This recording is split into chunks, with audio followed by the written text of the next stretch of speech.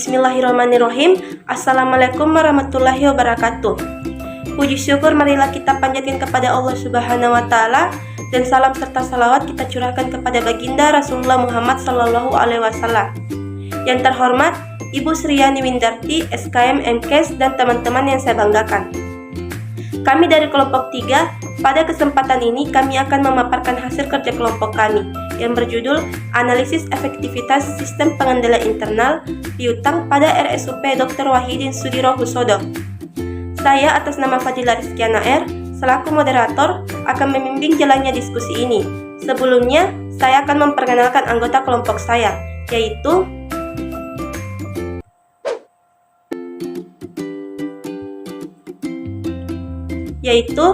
pertama, Sulfahira Nur, kedua, Nur Ika Perdana, ketiga, Adelia, keempat, Fajrina Annisa, kelima, Fadila Rizkiana R, dan keenam, Hadra Nur Oktarisa.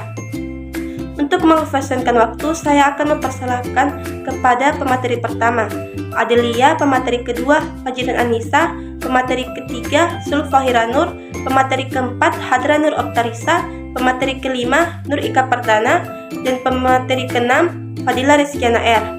Kepadanya kami persilahkan. Baik, terima kasih atas kesempatannya. Saya Adelia dengan NIM 2020010003. Pendahuluan, RSUP Dr. Wahidin Sudirohusodo yang terletak di Makassar, Sulawesi Selatan sebagai salah satu rumah sakit vertikal memiliki Kemenkes yang berbentuk Badan Layanan Umum atau BLU berdasarkan Surat Keputusan Menteri Kesehatan Nomor 1243 Menkes 8/2005. RSUP Dr. Wahidin Sudirohusodo juga merupakan rumah sakit rujukan kelas A dan rumah sakit pendidikan sesuai dengan visi menjadi Academic Health Center terkemuka di Indonesia tahun 2019. Sebagai rumah sakit rujukan BPJS, kebanyakan pengguna BPJS akan dirujuk ke RSUP Wahidin karena merupakan rumah sakit utama di Sulawesi Selatan dan merupakan pusat rujukan dari semua rumah sakit tipe C dan B di Sulawesi Selatan dan Sulawesi Barat. Pasien yang menggunakan kartu asuransi kesehatan dari Badan Pelayanan Jaminan Sosial Kesehatan atau BPJS Kesehatan tidak melakukan pembayaran langsung setelah berobat, melainkan melakukan pembayaran kredit atau piutang bagi pasien yang menjadi jaminan pihak ketiga. Sifat dari piutang ini cukup liquid, artinya bila pasien membayar kewajiban tepat waktu tanpa tertunda, maka pihak manajemen rumah sakit dinilai sukses bila dapat menjaga keseimbangan modal kerja yang dapat digunakan untuk kelangsungan hidup rumah sakit tersebut. Data persentase kenaikan penyisihan piutang RSUP Dr. Wahidin Sudirohusodo dari tahun 2015 sampai 2019 terus meningkat setiap tahun, terlihat dari kenaikan tahun 2015 ke tahun 2016 menunjukkan nilai persentase 50,12%, tahun 2016 ke tahun 2017 nilai persentase naik 19% dengan nilai 69,12%. Tahun 2017 ke tahun 2018 nilai persentase naik 14,77% dengan nilai 83,89%, dan tahun 2018 ke tahun 2019 naik persentase 4,61% dengan nilai 88,50%. Hal tersebut disebabkan oleh keterlambatan pelayanan klaim oleh BPJS akibat kesulitan likuiditas. Oleh karena itu, diperlukan sistem pengendalian internal piutang yang efektif untuk diterapkan. Pengendalian internal merupakan salah satu cara yang digunakan untuk meningkatkan efektivitas dan efisiensi, menjaga aset, memberikan informasi yang akurat, mendorong dipatuhinya kebijakan manajemen yang ditetapkan. Pengendalian internal yang juga dapat menyediakan informasi tentang bagaimana nilai kinerja perusahaan dan manajemen perusahaan. Selanjutnya yaitu tujuan. Tujuan dari penelitian ini yaitu untuk mengetahui efektif atau tidaknya sistem pengendalian internal terhadap piutang usaha pada RSUP Dr. Wahidin Sudirohusodo berdasarkan standar operasional dan prosedur serta aturan pedoman pengelolaan piutang BLU. Sekian dari saya kembalikan ke moderator. Baik, saya Fajrina Anissa, NIM 2020010016 akan melanjutkan pemaparan materi dari kelompok saya, yaitu tinjauan pustaka. Tinjauan pustaka terbagi menjadi 3 bagian. Yang pertama teori kontingensi, dan yang kedua sistem pengendalian internal, dan yang ketiga piutang. Yang pertama teori kontingensi.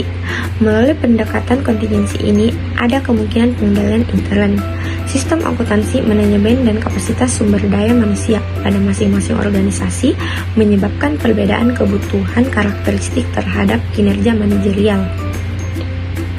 Terkait ke teori kontingensi, dalam penelitian ini menjelaskan kebutuhan RSUP Dr. Wahidin Sudirohusodo terhadap peraturan yang berlaku serta efisiensi dan efektivitas kegiatan operasional, khususnya kegiatan piutang BLU. Yang kedua, sistem pengendalian internal. Manajemen memiliki 3 tujuan umum dalam merancang sistem pengendalian internal yang efektif, yaitu keandalan pelaporan keuangan, efisiensi dan efektivitas operasi, serta ketaatan pada hukum dan peraturan Herli 2011. Komponen pengendalian internal yang saling berhubungan satu sama lain sebagaimana yang dikeluarkan oleh Committee of Sponsoring Organization of the Turing Commission atau COSO, yaitu yang pertama, lingkungan pengendalian, yang kedua, penilaian risiko, dan yang ketiga, efektivitas pengendalian, keempat, informasi dan komunikasi, dan yang terakhir, pemantauan. Yang ketiga, piutang. Piutang RSUP Dr. Wahidin Sudirohusodo merupakan piutang BLU yang terjadi sehubungan dengan penyerahan jasa yang berhubungan langsung atau tidak langsung dengan kegiatan BLU. Baik, itulah pemaparan dari saya sendiri. Selebihnya saya kembalikan kepada moderator. Sekian dan terima kasih. Perkenalkan, nama saya Sulfahira Nur dengan NIM 2020001048. Baik, saya akan melanjutkan pemaparan materi selanjutnya, yaitu metode. Jenis data penelitian ini adalah data primer atau primary data. Sumber data dari penelitian ini adalah hasil jawaban responden atas kuesioner yang sudah disebarkan. Yang pertama, populasi dan sampel. Populasi dalam penelitian ini adalah 7 bidang yang terkait dengan pengelolaan piutang pada RSUD Dr. Wahidin Sudirohusodo. Yang menjadi responden di dalam penelitian ini yaitu 6 orang pada setiap bidang RSUD Dr. Wahidin Sudirohusodo. Yang kedua, teknik pengumpulan data. Bagian pertama ada studi kepustakaan atau library research. Studi kepustakaan pada penelitian yaitu mengumpulkan informasi yang diperoleh dengan menggunakan cara membaca literatur dan catatan yang berhubungan dengan konsep teori tentang pengendalian internal piutang. Bagian kedua ada teknik observasi, yaitu teknik atau pendekatan untuk mendapatkan data primer dengan cara mengamati langsung objek datanya. Bagian ketiga ada teknik kuesioner, yaitu teknik pengumpulan data yang dilakukan dengan cara memberi seperangkat pertanyaan atau pernyataan tertulis kepada responden untuk dijawabnya. Yang selanjutnya ada metode analisis.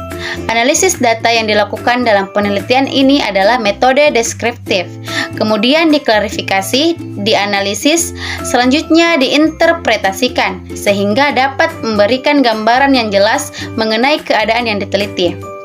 Itulah pemaparan dari saya. Terima kasih, saya kembalikan ke moderator. Assalamualaikum warahmatullahi wabarakatuh. Saya atas nama Hadra Nur Oktariza dengan NIM 2020011018. Pada slide ini saya akan menjelaskan tentang hasil analisis data yang berkaitan dengan penerapan COSO dalam SPI piutang pada RSUP Dr. Wahidin Sudirohusodo.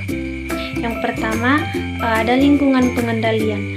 Hasil penelitian ini menemukan bahwa rumah sakit ini telah menerapkan sistem pengendalian yang sejalan dengan teori COSO yang berisi pada komponen lingkungan. Pengendalian mencakup etika, kompetensi serta integrasi dan kepentingan terhadap kesejahteraan organisasi.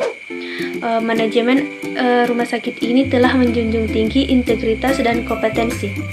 Hasil penelitian ini juga menemukan bahwa sistem pengendalian internal piutang pada komponen lingkungan pengendalian dengan kategori cukup efektif. Yang kedua, ada penilaian resiko.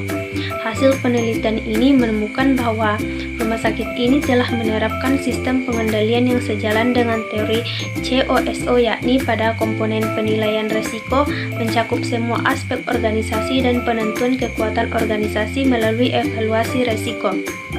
Hasil penelitian ini juga menemukan bahwa sistem pengendalian internal piutang pada komponen penilaian resiko dengan kategori cukup efektif. Yang ketiga, ada aktivitas pengendalian. Hasil penelitian ini menemukan bahwa rumah sakit ini telah menerapkan sistem pengendalian yang sejalan dengan teori COSO, yakni pada aktivitas pengendalian mencakup persetujuan, tanggung jawab dan kewenangan, pemisahan tugas, kompetensi karyawan, dan pemeriksaan internal. Hasil penelitian ini juga menemukan bahwa sistem pengendalian internal piutang pada komponen aktivitas pengendalian dengan kategori cukup efektif.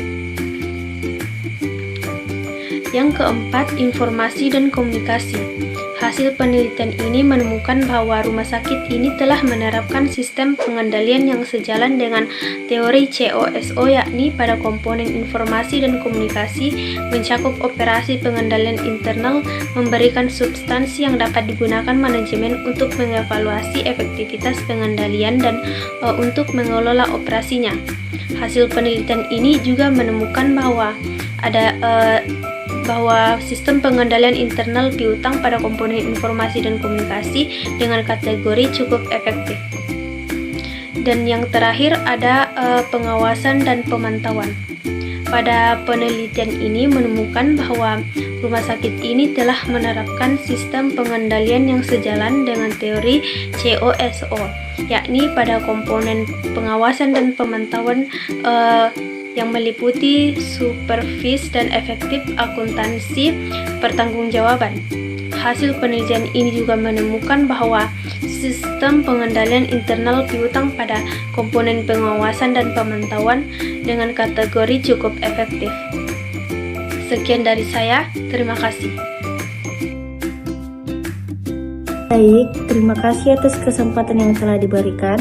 Perkenalkan, saya Nur Ika Perdana akan menyimpulkan dan membacakan saran pada hasil penelitian tersebut, di mana adapun kesimpulannya yaitu sistem pengendalian internal piutang pada Rumah Sakit Umum Wahidin Sudirohusodo telah dilakukan sesuai dengan standar operasional dan prosedur.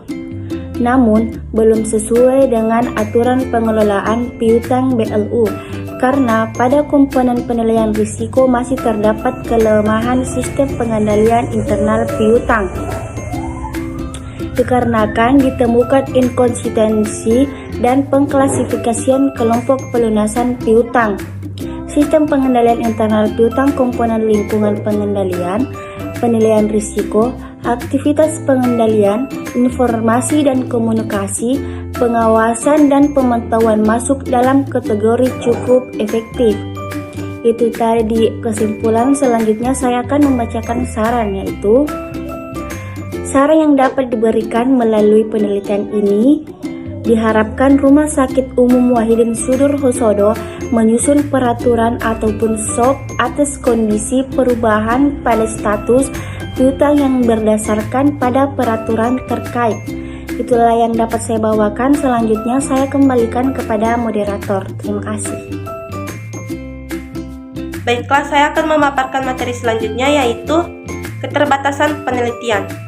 Berdasarkan penelitian yang dilakukan oleh peneliti secara langsung di RSUP Dr. Wahidin Sudirohusodo, terdapat beberapa keterbatasan yang dialami yang dapat menjadi masukan untuk diperhatikan dalam penelitian selanjutnya, dikarenakan penelitian ini masih banyak kekurangan yang masih perlu diperbaiki.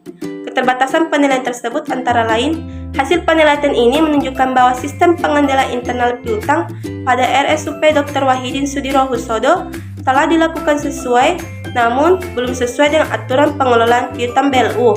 Karena pada komponen penilaian, risiko masih terdapat kelemahan sistem pengendalian internal piutang, dikarenakan ditemukan inkonsisten atas pengklasifikasian kelompok pelunasan piutang. Sistem pengendalian internal piutang, komponen lingkungan pengendalian, penilaian risiko, aktivitas pengendalian, informasi dan komunikasi, dan pengawasan dan pemantauan masuk dalam kategori cukup efektif. Mungkin itu pemaparan dari saya. Demikianlah tadi presentasi dari kelompok kami. Saya sebagai moderator mohon maaf atas kesalahan yang disengaja maupun tidak disengaja. Terima kasih atas kesempatan yang telah diberikan. Assalamualaikum warahmatullahi wabarakatuh.